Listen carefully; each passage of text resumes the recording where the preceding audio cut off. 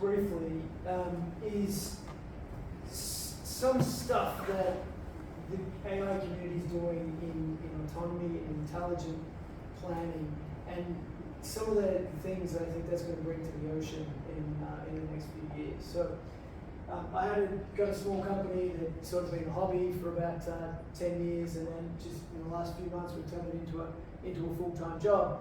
And so we've been playing around doing a lot of stuff very much as a hobby around the world. It was funny listening to you talk about Kenya. We had a little more success in Kenya. We didn't worry about the crocs, we worried about the hippos and ignored the crocs. But that was actually led to some Princeton researchers publishing a paper in Nature where we ran a small boat up and down rivers that you can absolutely not go into as a human because you're going to die very quickly. And we were able to measure the hippo shit at the bottom of the river, measure the oxygen level throughout the water column and so on, and let them understand what was happening with downwind fish kills. We also run things like pig farms in Mexico. We measured pH levels in the ponders in Holland to help find greenhouses that were leaking fertilizer, out in one of these very dense areas. Find out which greenhouse was doing it and fix it up, right?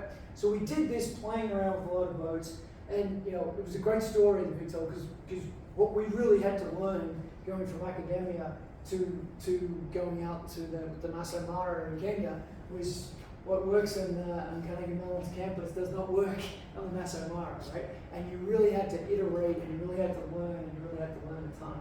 And so we did that over time, and that's sort of one of the things that we think we're good at nowadays. Our first new contract here in Australia with the new company, here we go, is with a shipbuilder called Gibbs & Cox, owned by Leidos nowadays. And we built this, it's about a 6 meter long catamaran. What's interesting about this, and I know a few people were in my talk before, is that it's both got motors that can get it up to about 25 kilometers an hour, 17 knots, so it can move, but it's got sails. Batteries will give us about a day's worth of cruising speed, but we can run the motors in hydro regen mode when we're sailing and recharge the battery. So although we've only got about a day's worth of motoring, we can stay out in the water, in theory, for about 3 months at a time. 350 kilogram payload, and we can stay out there for years at a time. Now, this is nice, right? This is great, but this is sort of getting close to the state of the art, probably is the state of the art, in terms of what a USV is going to be able to do. It's going to be able to go out, we can operate in sea state 3, we can survive sea state 5, we can stay out for months at a time, put a very diverse set of payloads on board, and go and do interesting things in the ocean. So what we sort of want to talk about today is what's going to happen when we really get this to work, right?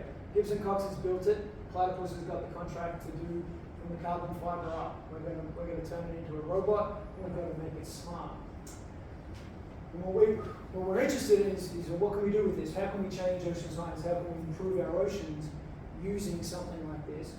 And given my academic background, what I really care about is what can we do with fleets of these, right? So just to give a couple of quick pictures of sorts of things that we're doing.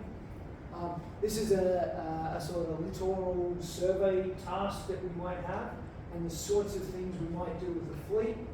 The initial black lines there are survey paths where 3 EMAPs, this catamaran's called, three sort of USVs of some description, may be given some paths, but they may be doing, using Jono's stuff and sort of watching the data as it goes along and says, wait a sec, there's something interesting here, or my data wasn't very good here, and want to have pieces of place that they want to go back over, okay? And so we want the fleet to be able to go out, hey, you've got 3 hours, you've got a window of 3 hours, go and do this survey, but watch the data that you're getting, maximize good data, make sure you find all the interesting things, prioritize this area here, and be back in 3 hours. And we want to let the fleet just go and do that, right? Deal with all the details and can get that done. And that's well within scope. Something I talked about earlier today was largely this problem. When we've got a boat out there, we've got our sails and our motors, we might want to do a survey of a wind farm. We want to think about how AI can take it and say, when do I use my sails? When do I use the motors? How do I deploy my battery in such a way? What is the path that I take? How do I tack up wind? How do I sail downwind? When do I turn my motors on such that I can collect the most data about this wind farm or about the reef in a window of time that I have available? Again, all AI stuff, and all stuff that I'm going to argue that we can already, AI can do substantially better than humans as long as we put it on. Just because this is more of a defense application, but just wanted to put some more heterogeneity into it, and we can just pretend it's not a defense application. But where you might have sort of bigger EMAPS type vehicles doing surveys, a kilometre offshore, they may be deploying smaller boats. There's some boats that Platypus builds that are going in right onto the shore. We need 10 centimetres of water to be perfectly happy. And then we can go and do some stuff on shore, and then those little boats, all the big boats, can deploy giant UAVs to go and do some stuff in a mangrove or whatever, and then you get out. And so you want to start to think about an ability of a team like this, which is absolutely possible to build nowadays. And how can we use this to go and collect a whole bunch of data quickly with one operator or no operators looking after it? Our initial application for EMAPS is going to look something like this, right? We're going to be running fleets of these doing sort of watching for illegal fishing up off the northwest coast of Australia, and hopefully out of the Great Barrier Reef, doing some surveying out there. Potentially also looking at the communications cables and watching out that the communication cables don't pick up. What we need to think about from a technology problem and an AI problem is, how do you manage these fleets out there? How do you leave these boats out there? Is this possible? Can we do this? And in fact, I don't really want to do this. What I want to do is this one, right? We want thousands of boats out there, right? The ocean is really big, right? I don't know what happened when I got sick of cut and pasting on this picture, but there's probably only a couple of boats out there. Australia's got 14,000 kilometres of coastline, right? You put 14,000 boats out there, they're still a kilometre apart, and you've only got one line of them, right? We can have really large numbers. You don't have an operator in charge of driving each one of these. You don't have someone on board, but this is absolutely potentially useful, useful to have. So can we do it?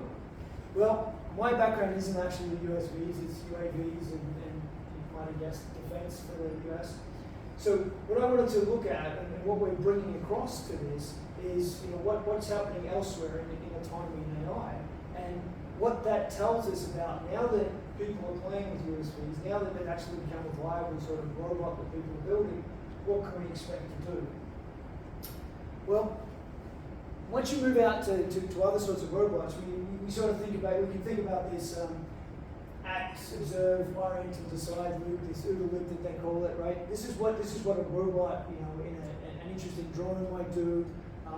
Various different types of robots in different worlds, and Roomba, anything like that. It's actually taking observations, it's building models out of those observations, and then taking future actions, right? And in lots and lots of domains, we've done really interesting things with it, right? I think the most illustrative that we want to look at is what we've done with autonomous cars, right? We can drive around San Francisco, we as a community there, we can drive around San Francisco pretty reliably, thousands and thousands of hours of driving in a really cluttered environment. When we move that on a car that's got like $20,000 or $30,000 worth of sensors on it, right? When we move that technology over to a USV, really hasn't been done yet, can we get out of Sydney Harbour safely? Of course we can, right? That is nothing like the challenge of driving around San Francisco or what Cruise is doing driving up and down the strip. There may be some different bits and pieces, but you sort of have a fair bit of, and I gave a talk last week on what some of those differences are going to be. But if we can drive around San Francisco, you've got to be pretty confident that we have the technology to navigate a harbour and to get across the sea and do all these sorts of things and do all these things reliably. When we start to think about cooperative systems, they've been done all over the place as well, right?